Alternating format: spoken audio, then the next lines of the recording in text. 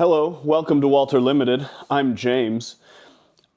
Today's video is going to be just a little bit different.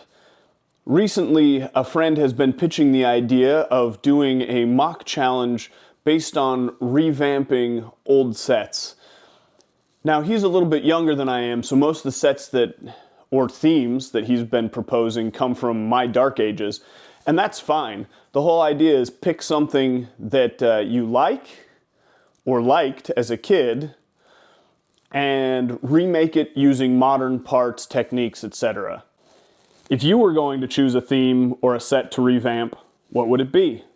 So I got really ambitious. As you might have noticed, sometimes I jump in a little bit over my head, and my mock has gotten a little out of hand. But to help me carry on, I wanted to turn this into a series of building out this mock. So, what's the idea? This is my incredibly technical drawing and concept art that is perfectly to scale. Forestmen. And of course, if I'm going to talk about Forestmen today, the Bob Ross shirt has to be on for the happy trees.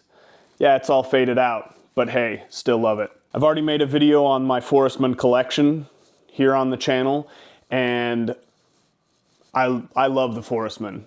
They've actually gotten some modernized figures, really only one modernized figure with different heads put on it recently. I'm going to use that as the basis for this mock, and in it I plan on including a remake or a call out to each of the sets in the original Forestmen line. That could be difficult to fit all in one, but here we go. Now, I'll likely only include 2 out of the 3 non-building sets in this mock because 2 of the wagon sets are exactly the same, like part for part, other than having an extra figure. So we'll see what happens with that. But likely we only get 2 Forestmen carts in this. Remember to like and subscribe so you can see more like this. I worked a lot on getting the more complex inverted rock work done. I think it's starting to come together. This area is still looking a little rough. I was able to get the vast majority of the water for the lower portion of the river done so I can build up the banks. The upper portion, don't look too closely at. It's still a lot of bare, not so much good stuff. I haven't made it to doing a lot of work on the upper part because the lower part, of course, had to be finished first. As part of this, I'm trying to include some of the play features from each of the sets. Let's take a little look. So far, I've just worked out the play features from the camouflaged outpost. The door that hinges open, the door that rolls open, and the roof. Nothing really done so far on the interior other than making sure there was space for the fireplace. The very first question that some of my friends in the lug asked when I told them about this is, how on earth are you going to move something that's 6 base plates by 3 base plates? And I said, well, of course, I made it modular so that it comes apart.